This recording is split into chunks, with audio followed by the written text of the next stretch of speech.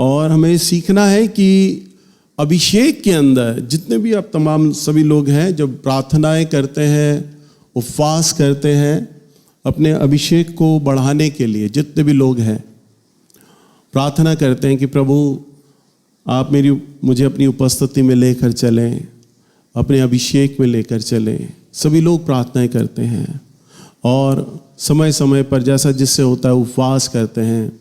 आप भेंटें भी देते हैं, दशमांश भी देते हैं, आप प्रयास करते हैं हर एक आज्ञा का पालन करने के लिए। और बीते समयों में आप लोग जो कि अन्य जाति परिवार से हैं, आप लोगों ने जादू टोना त्यागा, मूर्ति पूजा छोड़ा, आपने शराब नशा छोड़ा, हर तरह का पाप जैसा बाइबल बताती है आपने प्रयास किया उसे त्यागने का, छोड़ने का।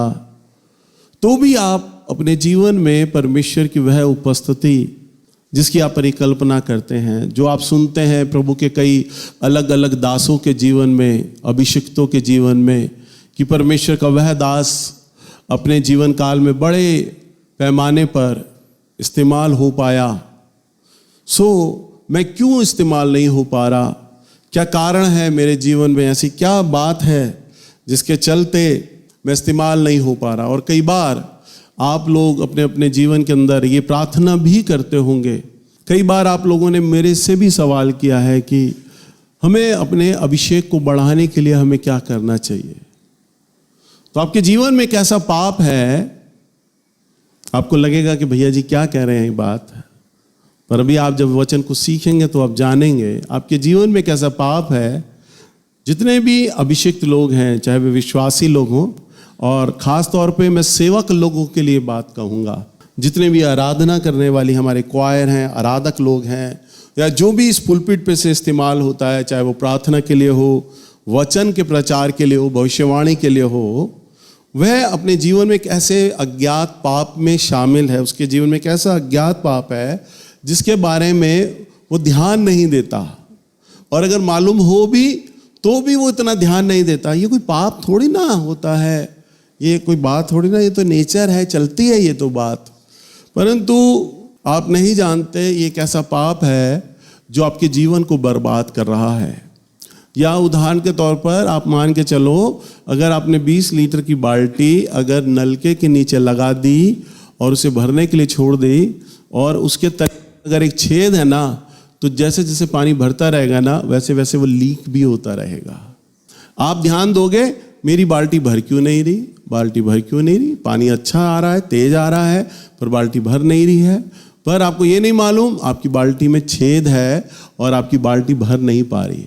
इधर तो आप प्रार्थनाएं कर रहे हैं, उपवास कर रहे हैं, हर एक आज्ञा का पालन करने का प्रयास कर रहे हैं कि हम प्रभु की उपस्थिति में चलें, उसके अभिषेक में भरें, परंतु हमारा अभिषेक लीक कहाँ हो रहा है, बह का रहा है, आपको ये ध्यान नहीं होता। सो आइए हम प्रभु के वचन से इसको समझने का प्रयास करेंगे। हम निकालेंगे पुराने नियम से यशायाह नबी की पुस्तक, इसका 14 अध्याय और इसका 12वां पद। हे भोर के चमकने वाले तारे, तू कैसे आकाश से गिर पड़ा है। तू जो जाति जाति को हरा देता था, तू अब कैसे काट कर भूमि पर गिराया गया है। तू मन में कहता तो था, मैं स्वर्ग पर चढ़ूंगा, मैं अपने सिंहासन को ईश्वर के तारागण से अधिक ऊंचा करूंगा, और उत्तर दिशा की छोर पर सभा के पर्वत पर विराजूंगा। मैं मेघों से भी ऊंचे ऊंचे स्थानों पर ऊपर चढ़ूंगा, मैं परम प्रधान के तुल्य हो जाऊंगा। बस यहाँ पर वचन में क्या लिखा है शैतान के विषय में?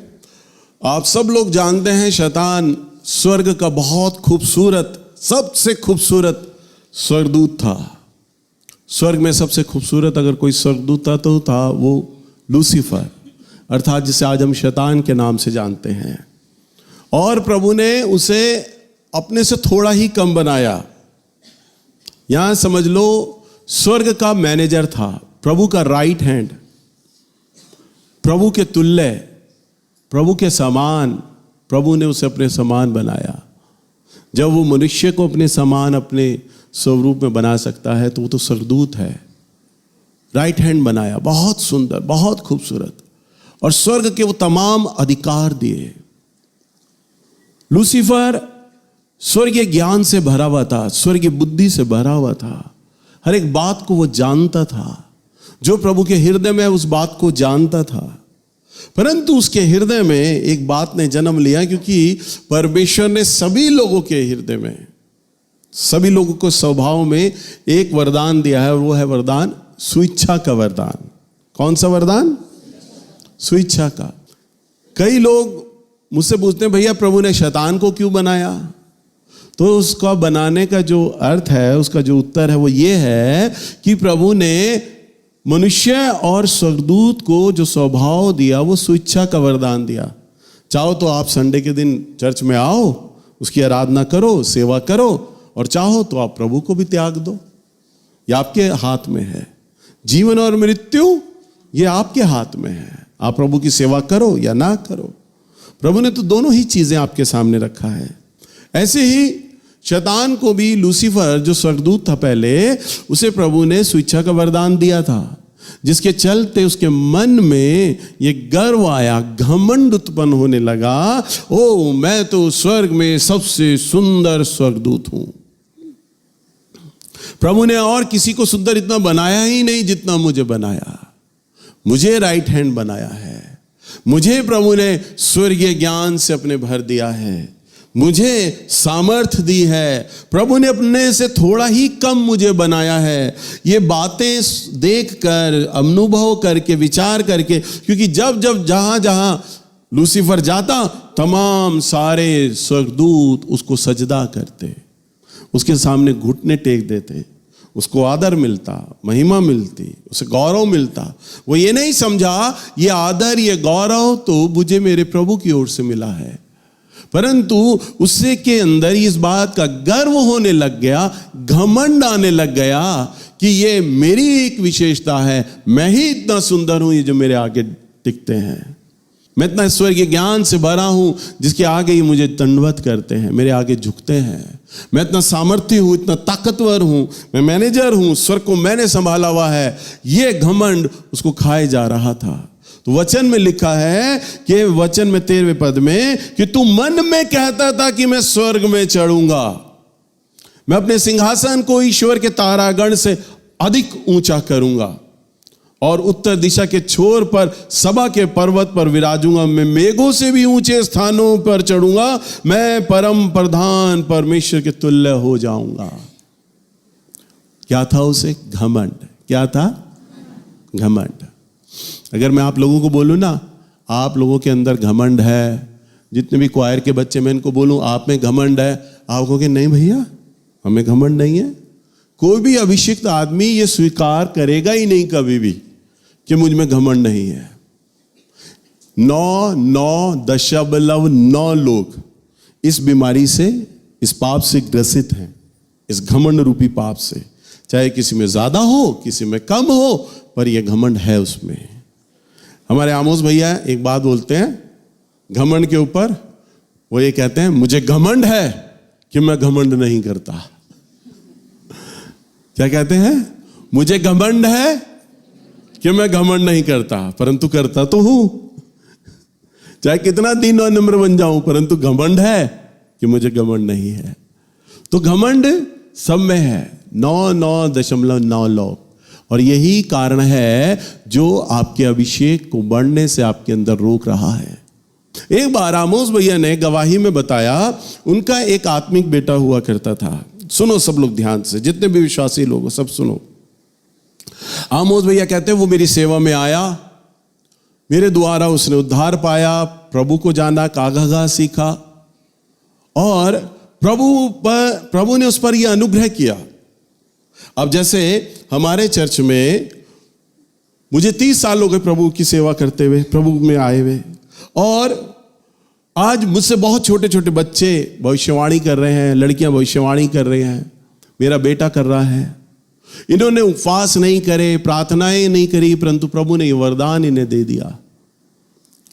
तो ऐसे ही आमोस भैया की सेवा में भी एक ऐसा लड़का था, जब वो आंखें बंद करता ना, तो प्रभु यीशु मसीह स्वर्ग पे से आते उसके सामने आ जाते, प्रभु को सामने सामने देखता, और प्रभु अपने हाथ में एक बड़ा सा लेटर लेते हैं। जैसे पुराने ज़माने में आपने पिक्चरों में देखा होगा ना, जब राजदूत राजमहल में जाता था तो पत्र खोलता था, उस लेटर को खोलता था कपड़े के लिखे हुए। ऐसे ही वो देखता प्रभु यीशु मसीह लेटर को खोलते और प्रभु यीशु मसीह उंगली से उस लेटर पर लिखना शुरू करते। तो वो उस लेटर पर प्रभु यीशु मसीह जो लिखते ना, वो तारीख, दिन, महीना, समय, वो सब वो पढ़ता। प्रभु बता रहा है फलाना दिन, फलाना समय, प्रभु बता रहा है तुम्हारा ये काम हो जाएगा। एक्यूरेट दिन, एक्यूरेट डे, एक्यूरेट टाइम वो पढ़ रहा होता था। प्रभु उसके सामने लिख रहे होते थे वो लेटर, और वो पढ़ रहा होता था, और वो पढ़ते हुए जो बताता लोगों के जीवन में वो घटता। आमोस भैया बताते, मैं जॉब कर रहा था, ड्यूटी पर था, उसने मुझे एक दिन बोला, भैया मैं प्रार्थना कर रहा हूं आपके लिए, और मैं देख रहा हूं प्रभु आपको फला दिन नवंबर में आपको बालाघाट लेकर जाएगा। आपका तबादला बालाघाट में नवंबर के महीने में होगा, आप नवंबर में शिफ्ट हो जाओगे। और भैया कहते मैं नवंबर में ही बालाघाट के लिए शिफ्ट हो गया, मेरा ड्यूटी से ट्रांसफर ऑर्डर आया, मैं बालाघाट शिफ्ट हो गया। भैया कहते उसकी प्रोफेसी, उसकी भविष्यवाणियां एक्यूरेट, जो बोलता बिल्कुल करेक्ट जाती, सारी की सारी सटीक, कोई भी गलत भविष्यवाणी नहीं होती। कहते मैंने उसे अपनी कलीसिया में मौका देना शुरू किया, प्रचार करने का मौका देना शुरू किया। वो प्रचार करने लग गया, भविष्यवाणी करता लोगों के लिए। वो बताता फलाने दिन फलाने टाइम पे तुम्हारा ये काम होने जा रहा है, प्रभु बता रहे हैं, और लोगों के जीवन में वो घटता। लोग सब उसका आदर करने लग गए, प्रेम करने लग गए। अरे कितना अभिषिक्त दास है, प्रभु इससे बात करता है। प्रभु आते हैं इसके सामने, खड़े हो जाते हैं। आमोस भैया बोलते धीरे धीरे ये क्या होता चला गया, जो कलीसिया के जो लोग मुझसे आकर प्रार्थना कराते थे, मुझे आकर भेंट देते थे, मुझे भैया जी बोलते थे, मुझे घेरे रहते थे, सब के सब उससे प्रार्थना कराने लग गए, उसे भेंट देने लग गए, उसके पास जाने लग गए। लोग अब कंफ्यूजन होने लग गए, ये आमोस भैया तो प्रचार करता है, क्या इसको दशमांश दें या उसको दशमांश दें, जिसे यीशु दिखाई दे रहा है उसको दशमांश दें। लोग कंफ्यूज होते, लोग अब उससे राय लेते, अपने आत्मिक पिता से राय नहीं लेते, उससे राय लेते जिससे प्रभु यीशु मसीह दिखाई दे रहा है, उससे राय लेते। भैया उसको बुलाते, बेटा मेरी पत्नी के लिए प्रार्थना करो, हमारे परिवार के लिए प्रार्थना करो, प्रभु हमारी सेवा के लिए क्या बता रहा है, आने वाले दिनों में प्रभु हमारे चर्च में क्या करना मांगता है, हमारी सेवा में क्या करना चाहता है। तो वो भैया के लिए प्रार्थना करता, भाभी के लिए प्रार्थना करता, सेवा के लिए प्रार्थना करता। भैया बताते एक एक दिन, एक एक टाइम एक्यूरेट बताता। भैया बोलते कि कई बार ऐसा होता, संडे के दिन कलीसिया मेरे पास खड़ी हुआ करती थी, लोग मेरे पास बात करते थे, और मेरा वो आत्मिक बेटा आता, सब लोग उसे देखते, अरे वो आ गया, सब लोग उसकी तरफ भाग पड़ते, मुझे छोड़ देते। भैया कहते मुझे मैं अच्छा बुरा नहीं लगता था, मैं कहता था कोई बात नहीं, लोगों का नया नया शौक है तो मेरा ही संतान, मेरी औलाद है, इस्तेमाल हो रही है। परंतु उस लड़के को ही महसूस हुआ कि सेवा के अंदर है ना मेरी इंपॉर्टेंस है इस कलीसिया में। अब लोग मुझे महत्व देने लग गए, जो लूसीफर के मन में जो बातें आने लग गई, दूत उसको दंडवत करते, पर वो ये भूल गए कि ये अधिकार तो परमेश्वर की ओर से मिला था, लूसीफर को भी और आमोस भैया के आत्मिक पुत्र को भी। ये अधिकार किसने दिया? परमेश्वर ने दिया। ये बातें उसके मन में समाने लग गई। वो विचार करने लग गया, भैया अपने कलीसिया में मुझे खड़ा करते हैं, मेरे से ज़्यादा टाइम तो वचन का प्रचार का समय कम हो जाता है, मुझे ज़्यादा समय देते हैं। भैया भाभी को बुलाकर मुझसे प्रार्थना कराते हैं, अपनी औलाद को लेकर मुझसे प्रार्थना कराते हैं, अपने व्यक्तिगत जीवन को लेकर वो मुझसे प्रार्थना कराते हैं, सेवा को लेकर वो मुझसे प्रार्थना कराते हैं। उसके मन में ये विचार आने लग गया, ये घमंड आने लग गया, और इसी घमंड में उसके मन में ये बातें आती चली गई, और अब वो आमोस भैया की हर बात को काटने लग गया। आमोस भैया उसे वचनों से कुछ बातें बताएं, सिखाएं, समझाएं, वो बातों को काट दिया करें। नहीं भैया, ये बात ऐसे नहीं होती, ये बात ऐसे नहीं होती। क्यों? क्योंकि अब उसे लगता मुझे तो प्रभु यीशु मसीह दिखाई दे रहे हैं, मैं भी भक्त हूं प्रभु यीशु मसीह का, ये भी भक्त है। अरे ये तो प्रभु यीशु मसीह को देखा नहीं, प्रचार करते हैं बाइबल से, मैं तो देख रहा हूं रोज का रोज, मैं तो डेली कई बार प्रभु यीशु मसीह को देखता हूं। ये घमंड उसमें आता चला गया। आमोस भैया की बात काटने लग गया, मना करने लग गया, और काटते काटते धीरे धीरे भैया बताते ऐसा होने लग गया कि वो कलीसिया में पीछे बैठता, आमोस भैया प्रचार कर रहे होते, ये बात वचन के अनुसार ऐसे होती है, ऐसे होती है, वो कानाफूसी कर रहा होता लड़कियों के बीच में कलीसिया में बैठा हुआ, ये बातें ऐसी नहीं होती जैसे भैया बता रहे हैं, ऐसा नहीं होता, प्रभु दूसरी तरीके से बोलता है, प्रभु दूसरे तरीके से बोलता है, ये बात ये ऐसे नहीं होती जैसा भैया प्रचार कर रहे हैं। लोगों में कंफ्यूजन होने लग गए, भैया तो बाइबल से बताते हैं तो ये बात बताते हैं, परंतु वो जो प्रभु यीशु मसीह को देख रहा है वो बता रहा है ये ऐसी बात होती है, जो प्रभु यीशु मसीह को देख रहा है ना वो बिल्कुल ठीक बता रहा है। भैया कहीं ना कहीं हमें बाइबल की गलत शिक्षा दे रहे हैं। वो ऐसा विचार करने लग गए और धीरे धीरे वो लड़का पागल होता चला गया। क्या होता चला गया? पूरा पागल हो गया। भैया कहते आज वो पागल खाने में है, पागल हो गया बिल्कुल। आपको बड़ा सुन के अचंभा लगेगा, पागल खाने पहुंच गया। सिर्फ किस कारण से? घमंड से। लूसीफर क्यों अलग कर दिया गया स्वर्ग से? घमंड के कारण।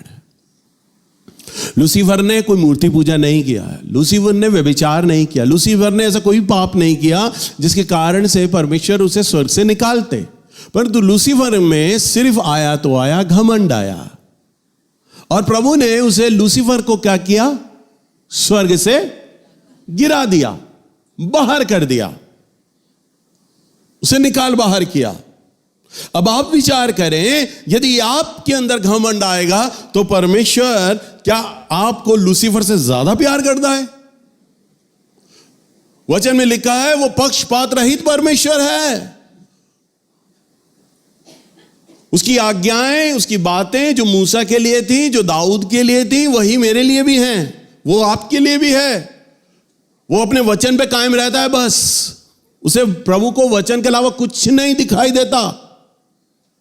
जो उसका वचन मानता है उसे वो बढ़ाता है, और जो वचन से गिरता है उसे वो गिरा देता है। उसका ये नियम है परमेश्वर का। तो जब घमंड के चलते परमेश्वर ने लूसीफर को बाहर करने से देरी नहीं की, तो आपके घमंड करने से, यदि आप घमंड करोगे तो वो आपको बाहर करने से क्या देरी करेगा? आपको कभी बढ़ाएगा ही नहीं। हमारे चाहे वो प्रचारक लोग हों, चाहे मैं हूं, चाहे वो आराधक लोग हों, चाहे भविष्यवाणी करने वाले लोग हों, चाहे विश्वासी लोग हों, आप में यदि घमंड है तो वो आपको इस्तेमाल नहीं कर पाएगा, क्योंकि परमेश्वर का वचन है ये। आमोस भैया के आत्मिक पुत्र को, जो कि प्रभु यीशु मसीह को आमने सामने देखा करता था, आज वो पागल खाने चला गया। उसका लॉ है, कानून है। एक तो उसमें घमंड आया, घमंड आता तो शायद वो पागल नहीं होता, अभिषेक चला जाता बस, परंतु उसने अभिषिक्त पर उंगली उठाई। वचन में लिखा है मेरे अभिषिक्तों को मत छुओ, उसका न्याय मत करो। जैसा आमोस भैया अपने आत्मिक बेटे को आगे बढ़ा रहे थे, वो सेवा करेगा, उसे प्रभु यीशु मसीह दिखाई देता है, अच्छा है, वो दूसरे लोगों के लिए आशीष का कान बने। आमोस भैया तो अच्छी तरह से कर रहे थे, मेरे बच्चे आराधना करते हैं, मैं आगे करता हूं मेरे बच्चे आराधना करें। पिछले हफ्ते संजू मेरे घर आई थी, मैंने उसे प्रोत्साहित किया, बेटा तूने प्रचार करना अब की बार। वो संदेश प्रचार किया था उसने सुबह वाली सभा में। मैं बच्चों को प्रोत्साहित करता हूं, भविष्यवाणी करो। सुबह शिवानी मेरे पास आई, बीमार है, मैंने कहा बेटा भविष्यवाणी कर। मैं सबको प्रोत्साहित करता हूं, इनकरेज करता हूं, सेवा में आगे बढ़ो, सेवा में आगे बढ़ो, सेवा में आगे बढ़ो। हर एक आत्मिक पिता जो जेन्युइन आत्मिक पिता है ना, वो चाहेगा मेरे आत्मिक बच्चे आगे बढ़े, आत्मिक बढ़े। परंतु हम पता क्या करते हैं, लाड़ लाड़ में गलती कर जाते हैं। वचन मना करता है इस बात के लिए। देखो क्या लिखा है, 1 तीमुथियुस 3 अध्याय और 6वां पद। फिर यह कि नया चेला ना हो, ऐसा ना हो कि अभिमान करके शैतान का सा दंड पाए। बस क्या लिखा है, तुम में से कोई नया चेला ना हो। नए चेले के हाथ में कलीसिया मत दे दो। क्यों? क्योंकि नया चेला क्या होगा, बड़ी जल्दी उसमें घमंड आ जाएगा नए चेले में। पर हम आत्मिक पिता होते, हम जल्दबाजी करते हैं, नहीं मेरा बच्चा है, मेरी लड़की है, मेरा लड़का है, जल्दी खड़ा हो जाए, जल्दी सेवा में आ जाए। परंतु वचन में लिखा है क्या? मैंने अपने चर्च में कई लोगों को प्रचार करने के लिए मौका दिया ना, जितनी जल्दी मौका दिया उन्होंने अपने उतनी जल्दी चर्च खोल लिए और वो सब अलग हो गए, सब पादरी बन गए, सब अलग हो गए। मैंने तो इसलिए चाहा कि वो सेवा करे, प्रभु की में आगे बढ़े। उन्होंने कहा भैया अगर हमें प्रचार करने का मौका दे रहे हैं, भैया तो खुद तो बैठ जाते हैं, हमें प्रचार करने का मौका देते हैं, तो इसका मतलब है भैया हमारे अंदर ये बात देख रहे हैं कि ये मुझसे अच्छा प्रचार करता है, ये कलीसिया को ज्यादा अच्छा सिखा पाएगा। और उसको वही घमंड ले डूबा। उसने कहा भैया आप तो पीछे बैठे रहते हो, आपने तो 4 सभा में मुझे प्रचार करने का मौका दिया, अब तो मैं चला पादरी बनने और मैं खोलूंगा अब नया चर्च। वो देवानंद की पिक्चर का एक गाना था ना, एक घर बनाऊंगा तेरे घर के सामने, एक चर्च बनाऊंगा तेरे चर्च के सामने। हालेलुया। तो एक नया चेला, वचन में क्या लिखा है? नया चेला क्या ना हो, तुम में कोई नया चेला ना हो। यानी प्रभु लीडरशिप किसको देगा? पुरानों को। किसको देगा? पुरानों को। आज संजू जब वचन को प्रचार कर रही ना, वो ये कह रही मुझे 15 साल हो गए चर्च में आते हुए और काफी लंबे समय बाद मैं आराधना में आई। मुझे सुन के बड़ा अच्छा लगा, काफी लंबे समय बाद मैं आराधना में आई। और मैं कई बार सुनता हूं परवीन ने नई लड़की को रख लिया, नए लड़के को रख लिया, अभी वो चर्च में ढंग से आए भी नहीं, अभी चर्च में नए नए आने लगे हैं, वो आराधना करने लग गए। मुझे बड़ा अजीब लगता है। कई बार मैं परवीन से मेरी बात होती है, बहस होती है, मैं समझा रहा होता हूं, पर संजू बोलती मुझे कई साल हो गए बाद में आई, 15 साल बाद आज मैं पहली बार वचन में प्रचार कर रही हूं। मुझे अच्छा लगा, पुरानी चीज हो रही है। हालेलुया। पुराना आराधक है, पुराना प्रचारक है, पुराना है, 15 साल हो गए इसे, 15 साल बाद इसे पुलपिट मिला है। नया चेला ना हो। क्या ना हो? जो नए नए चेले होते हैं ना, जिन्हें जल्दी से हम प्यार प्यार में बढ़ा देते हैं। परवीन के मन में भी होता है ये लड़की अच्छा गाती, जल्दी आराधना करे प्रभु की। मैं उसे गलत नहीं कह रहा, परंतु उसका जो प्यार है ना, वो ले डूबता है नए चेले को। नया चेला, नई लड़की बड़ी जल्दी आराधना करे, बड़ी जल्दी सेवा में उतर आए, परंतु वचन बोल रहा है, पौलुस को पवित्र आत्मा ने सिखाया है, नए चेले के हाथ में बागडोर दोगे बेटा, वो घमंड से भर जाएगा। वो घमंड से, ये पौलुस के अनुभव है। वो कहता है कहीं ऐसा ना हो शैतान का सा दंड पाए। क्या दंड पाए? शैतान का सा दंड पाए। सो आइए हम एक और वचन को देखेंगे, प्रेरितों के काम की किताब और 24 अध्याय। और इससे पहले हम इस वचन में चले, मैं आपके सामने एक प्रभु के, सब लोग निकाल लो 24 अध्याय प्रेरितों के काम। प्रभु के एक दास हैं भाई दीनाकरण, सुने सब लोग ध्यान से। उनका कुछ दिन पहले मैं एक वीडियो देख रहा था, बहुत पुराना वीडियो। प्रभु के दास ब्रदर दीनाकरण बताते कि प्रभु यीशु मसीह कई जगह मुझे स्वर्ग लेके गए, स्वर्ग का भ्रमण कराया, काफी देर में स्वर्ग में रहा। और जब प्रभु मुझे धरती पर भेजने लगे तो प्रभु ने एक दूत को बुलाया और कहा, दूत को आज्ञा दिया कि मेरे इस पुत्र को पृथ्वी पर जाते समय नरक दिखाते ले जाना, ये नरक का देखेगा। तो ब्रदर दीनाकरण बताते जैसे ही नरक का नाम प्रभु यीशु मसीह ने लिया, मेरे अंदर एकदम भय छा गया। शैतान से मुलाकात, शैतान के गढ़ में मैं जा रहा हूं। ब्रदर दीनाकरण बताते जब मैं नरक में गया तो स्वर्ग प्रकाश प्रकाश और प्रकाश से भरा पड़ा है। कह रहे जब स्वर्ग में एंटर करो तो प्रकाश है, और आगे चलो और तेज प्रकाश हो जाता है, और जैसे जैसे हम प्रभु के सिंहासन के पास जाते हैं और तेजोमय प्रकाश होता है, और इतना प्रकाश होता है कि हम देख नहीं पाते, क्योंकि स्वर्ग का हर कोना प्रकाशमान है। कहते हैं परंतु जब मैं नरक गया तो वह मैंने अंधियारा देखा। और अंधियारा, वो कहते हैं मैंने ऐसा अंधियारा देखा जैसे जब शाम हो रही हो और रात होने को हो, यानी रोशनी खत्म हो जाती है और रात अभी चरम सीमा पर नहीं आई, परंतु शाम जो है वो खत्म होने पर आ गई है और रात आरंभ हो रही है। हल्का हल्का रोशनी बचता है। तब कहता वो वाला रोशनी पूरे नरक में है। कह रहे, और जब मैं नर्क गया तब मैंने शैतान को उसके दूतों के साथ वहां पर देखा। कह रहे जैसे स्वर्ग में करोड़ों करोड़ों स्वर्गदूत प्रभु की आराधना कर रहे होते हैं, वैसे ही करोड़ों करोड़ों नर्क दूत भी स्वर्ग में आराधना करते हैं। ब्रदर दिनकरन कहते हैं, मैंने कई बार पिता परमेश्वर का सिंहासन देखा है। कहता हूं बहु लूसीफर ने भी नर्क में वैसा ही सिंहासन बनाया है जैसा परमेश्वर का सिंहासन स्वर्ग में है, क्योंकि वो अपने को क्या समझता था, मैं प्रभु के तुल्य हूं, प्रभु के समान हूं। और ब्रदर दिनकरन बताते कि तब शैतान के पास कई दूत आए और वो उनसे बात कर रहा है, और ब्रदर दिनकरन उस दूत के साथ दूर खड़े हैं। स्वर्गदूत कहता ब्रदर दिनकरन को कि हम उधर चलते हैं, वो हमें देख नहीं पाएंगे, क्योंकि परमेश्वर ने स्वर्गदूत को वो सामर्थ्य दिया है कि वो नरक में भी जाए तो शैतान को पता नहीं होगा कि यहां पर प्रभु का स्वर्गदूत आ गया है या प्रभु का कोई संत आया हुआ है, उन्हें मालूम नहीं होगा। और वो कहते हैं, मैं जब उनके पास गया, शैतान ने कहा, स्वर्गदूत ने मुझे कहा कि प्रभु के शैतान के पास चल और पास चल, उनकी बातें सुन। कह रहे और मैं उनकी बातें सुनने लगा। कह रहे वो उस समय अलग अलग राज्यों की बातें कर रहे थे। हमें दिल्ली के अंदर इस तरह से झगड़े उत्पन्न कराने होंगे, हमें दिल्ली के अंदर ऐसे अपनी प्रभुता लानी होगी, हमें बॉम्बे के अंदर इस तरह से अपनी प्रभुता लानी होगी। वो अलग अलग स्टेट का, अलग अलग राज्यों की बातें कर रहे थे, अलग अलग देश की बातें कर रहे थे। और कहते हैं उसके बाद उनकी बातें समाप्त होने के बाद अब वो अभिषिक्तों के बारे में बातचीत करने लग गए।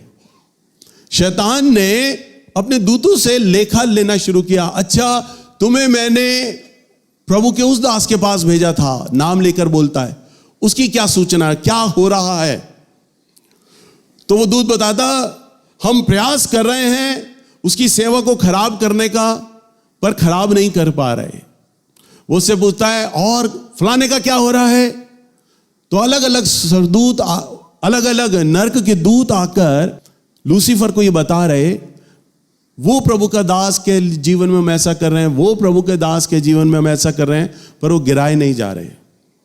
तब ब्रदर दिनकरन बोलते हैं, तब शैतान बोलता उन्हें, उनके जीवन में वो कमी देखो, वो कमी देखो, उनके जीवन में कोई ना कोई कमी तुम्हें मिलेगी, बस वहीं से उन्हें गिरा दो, पकड़ के वहीं से उन्हें गिरा दो, वो वहीं से गिर जाएगा, सब खत्म, उसका नाम खत्म, उसका अभिषेक खत्म, उसकी सेवा खत्म, सब खत्म हो जाएगा।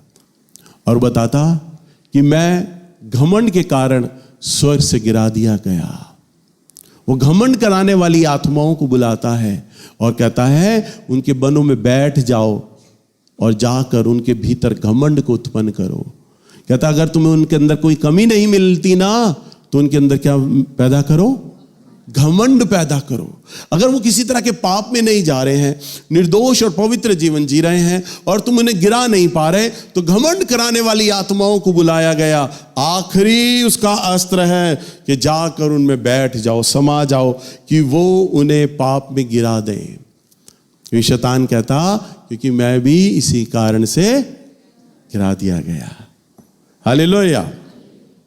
सो हम परमेश्वर के वचन में देखते हैं प्रेरितों के काम 24 अध्याय और इसका 16 पद। इससे मैं आप भी यत्न करता हूँ कि परमेश्वर की और मनुष्य की और मेरा विवेक सदा निर्दोष रहे। हाँ, क्या कहता है?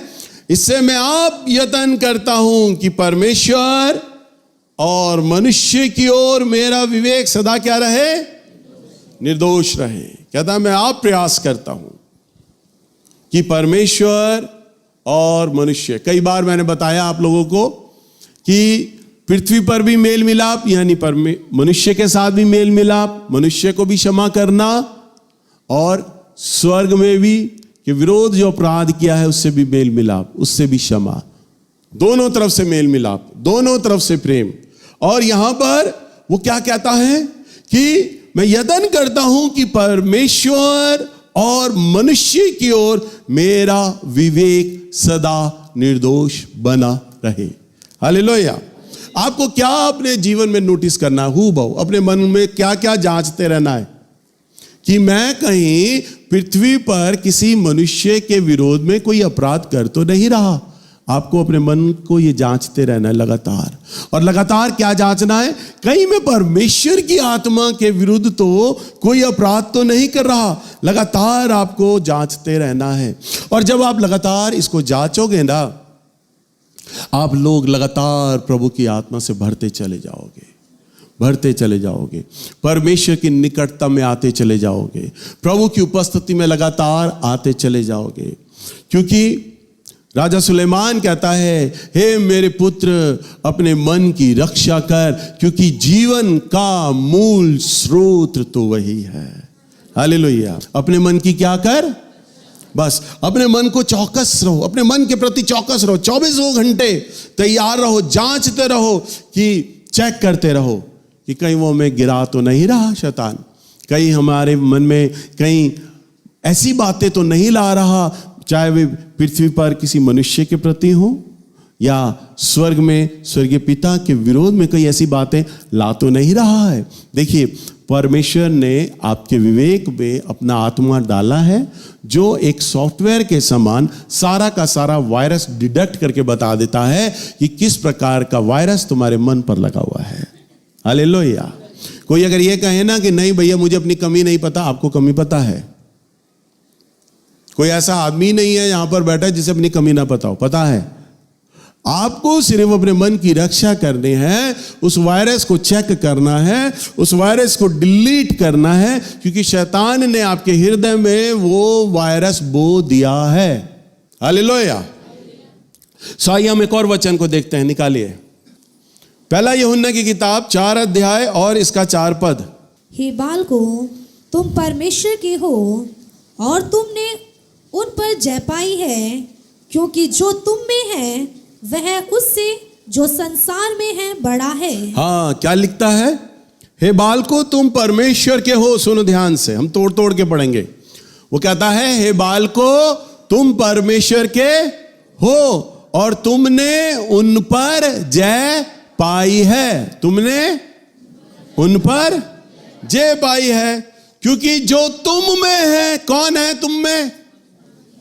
पवित्र आत्मा अर्थात परमेश्वर। जो तुम में है वह उससे जो संसार में है। कौन है संसार में? कहां खो गए?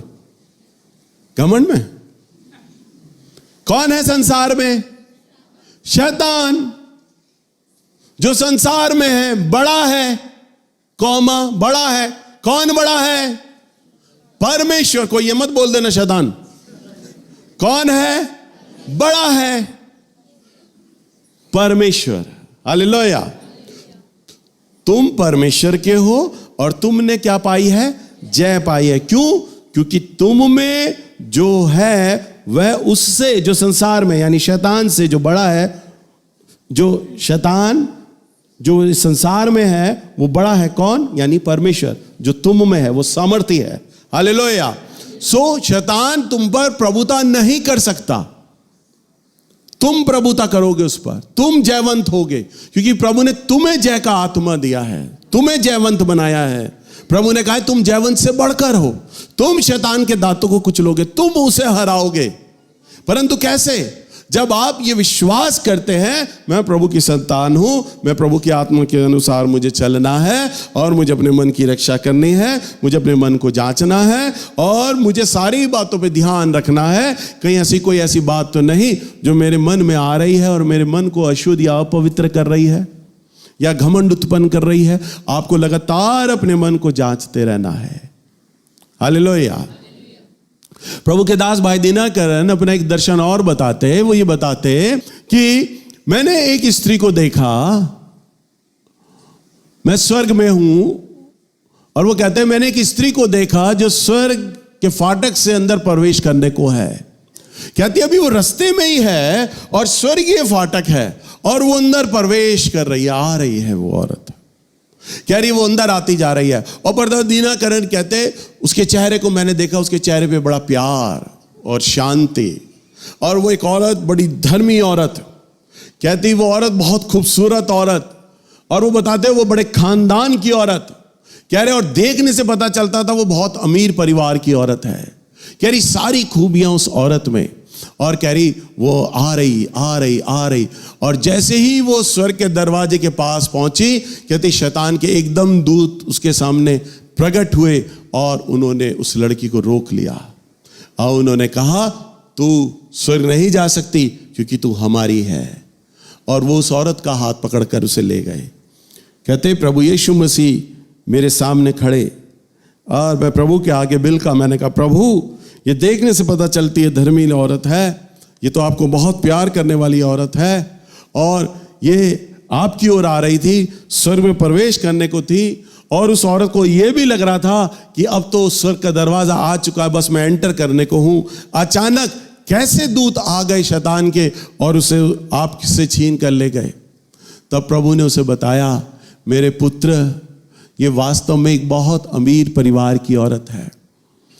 कह रहे इसने मेरी सारी आज्ञाएं मानी, तुझे पता है सारी आज्ञाएं मानी, ये मुझसे बहुत प्यार करती थी, ये मेरी बहुत सेवा भी किया करती थी, मेरा वचन पढ़ती थी, प्रार्थना करती थी, इसमें सारी खूबियां थी। परंतु मेरे पुत्र इसके अंदर सबसे बड़ी एक कमी थी, घमंड। इसे घमंड था अपनी सुंदरता का, इसे घमंड था अपने खानदान का, इसे घमंड था अपनी एजुकेशन का, इसे घमंड था अपने धर्मी होने का, इसे घमंड था अपने बाइबल के ज्ञान का, इसे घमंड था अपनी सेवा का, और इसने हर चीज को ऊपर रखा मेरे नाम से ऊपर। इसने अपने घमंड के दर्जे को मुझसे कहीं ऊपर रखा हुआ था मेरे पुत्र। भले ही ये विश्वास करती थी मेरे नाम पर, भले ही वे मेरा प्रचार करती थी, परंतु ये घमंडी औरत थी और इसने मेरे नाम को नीचे किया हुआ था। आप कहते हैं ना गाने में, बोलने में, यीशु नाम सबसे ऊपर नाम है, मेरे जीवन से ऊपर नाम है। हाथ उठाकर आप बोलते हैं सबसे बड़ा मेरे जीवन में कोई अगर स्थान रखता है तो वो यीशु नाम रखता है। उस औरत ने कभी ये विचार भी नहीं सोचा होगा कि मेरा एक ऐसा नेचर, एक ऐसा स्वभाव मुझे स्वर्ग में जाने से रोक देगा।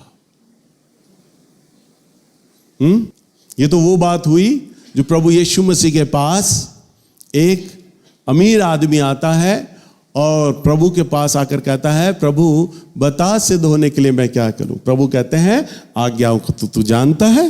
वो सारी आज्ञाएं गिना देता है। हाँ प्रभु सारी आज्ञाएं करता हूं। प्रभु उसकी ओर देखते हैं और कहते हैं तुझ में एक बात की कमी है। क्या कमी है? कि अपना धन कंगालों को दे और मेरे पीछे हो ले। और प्रभु कहते हैं उसका चेहरा तुरंत उतर गया और वो छोड़कर, प्रभु को छोड़कर चला गया।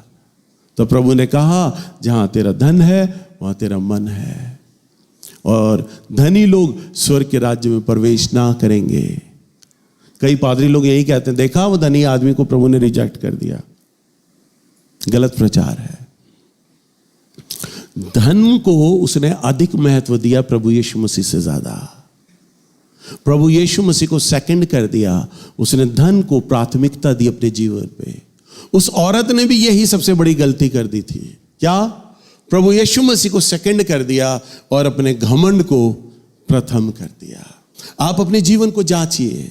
तमाम सेवा करने वाले लोग, तमाम प्रचारक, तमाम आराधक, तमाम विश्वासी लोग, आप जांचें, चेक करें आपके जीवन में ऐसा क्या है जो जिसने पहला स्थान लिया हुआ है, प्रभु यीशु मसीह को नीचे किया हुआ है। चेक करें, जांचें। अभी कभी आपको आंसर मिल जाएगा। आपके जीवन में ऐसा क्या चल रहा है जो प्रभु यीशु मसीह से ऊपर जा रहा है और प्रभु यीशु मसीह नीचे है। जिसका मतलब है अगर प्रभु यीशु मसीह नीचे है, पहला स्थान नहीं है, तो जब वो औरत जिसने सारा जीवन प्रार्थना किया, जिसने सारी जीवन सेवा की, जिसने सारा जीवन प्रभु की सेवा के लिए अपना दशमांश भेंट खर्च किया, वो स्वर्ग की भागीदार ना हो सकी, नरक की आग में जल रही है। अगर आज आप भी अपने जीवन में प्रभु यीशु मसीह को पहला दर्जा नहीं दे रहे, आप धन को पहला दर्जा देते हैं, आप अपनी सुंदरता को पहला दर्जा देते हैं, अपने ज्ञान को पहला दर्जा देते हैं, अपनी जात को पहला दर्जा देते हैं, अपने खानदान को पहला दर्जा देते हैं, तो इसका मतलब है आपका रिजर्वेशन है ना नरक के लिए पक्का है। ये मैं नहीं बोल रहा, ये वचन बोल रहा है, मुझे मत पकड़ लेना नीचे। हालेलुया। अगर आपके प्राण निकले ना तो पक्का, वेटिंग में भी नहीं हो आप, सीधा कंफर्म नरक की आग में, जो अनंत काल की आग है। इसलिए जांचो, चेक करो क्या है आपके मन में, क्या चल रहा है, क्या प्रथम स्थान है आपका। हालेलुया। सो आइए हम एक और वचन में देखें, निकालिए मरकुस की किताब 8 अध्याय और इसका 36वां पद। यदि मनुष्य सारे जगत को प्राप्त करे और अपने प्राण की हानि उठाए तो उसे क्या लाभ होगा? मनुष्य अपने प्राण के बदले क्या देगा? बस प्रभु ने कहा, प्रभु यीशु ने, यदि मनुष्य सारे जगत को प्राप्त कर ले, आप अगर सारे जगत को प्राप्त कर लो, उस औरत ने सब प्राप्त कर लिया था। क्या प्राप्त किया था? खूबसूरती उसके पास थी, पैसा उसके पास था, अच्छे खानदान से थी, अच्छे खानदान में शादी होके गई थी, सेवा कर रही थी, सब कुछ के पास था, अच्छी पढ़ाई थी, सब कुछ के पास था, जगत को प्राप्त कर लिया, परंतु अपने प्राणों की हानि उठाए। अपने प्राणों की, यानी अंत में वो कहां गई? नरक की आग में। कहां गई वो? नरक की आग में। सारा जीवन आपका ये आयु आज रह के कितना गया? इंडिया का एवरेज 60 साल, 70 साल, हद मारोगे तो 100 साल। हमारे ताऊ 52 पे आ गए हैं, कितना भागेंगे आगे? 100 साल। कभी तो रुकेंगे, ये भागते ही रहेंगे। 100 साल, 110 साल, बस संसार की आयु कभी तो रुकेगी, परंतु वो आयु कभी खत्म ना होने वाली है। अनंत काल। कितना? आने वाले 5 साल बाद मेरे चर्च में से कुछ लोग कम हो जाएंगे। क्यों हो जाएंगे? मेरी कमी नहीं होगी, मर चुके होंगे। कितनी आयु है आपकी? कभी ना कभी तो दिया बुझेगा, परंतु वो जीवन अनंत काल का, अब वहीं पर जाना है। तुम सारे जगत को प्राप्त कर लो और अपने प्राणों को गवा दो तो तुम्हें क्या लाभ? प्रभु कहता है 37वें पद में, और मनुष्य अपने प्राण के बदले क्या देगा? तुम अपनी आत्मा के बदले और क्या दे दोगे? क्या दोगे तुम अपनी आत्मा के बदले? प्रभु यीशु मसीह को, प्रभु जी मैंने अपना सारा दशमांश दिया था, अगर गलती हो गई तो क्या हुआ? दशमांश भी तो डाला था। प्रभु कहेगा तो बेटा इससे क्या लाभ? मुझे तो तेरी आत्मा चाहिए थी। हालेलुया। उस औरत ने भी रोते हुए ये कहा होगा, प्रभु मैंने आपको याद नहीं आपकी कितनी सेवा करी। प्रभु यीशु मसीह कहते नहीं है कि कई लोग आकर कहेंगे क्या मैंने तेरे नाम में दुष्ट आत्माओं को नहीं निकाला? क्या मैंने तेरे नाम में भविष्यवाणियां नहीं करी? क्या मैंने तेरे नाम से मुर्दों को जिंदा नहीं किया? और प्रभु कहेगा मैं तुम्हें नहीं जानता। उस औरत को भी प्रभु ने ऐसे ही बोला होगा स्वर्ग के दरवाजे पे, मेरी बेटी मैं तुझे नहीं जानता, काश तूने अपने जीवन में पहला स्थान मुझे दिया होता। हालेलुया। आप चेक करो, जांचो, उत्तर आपको मालूम है। आप कहां जा रहे हो? नरक जा रहे हो या स्वर्ग? अपने जीवन में प्रथम स्थान, पहला दर्जा परमेश्वर को देना है। हालेलुया।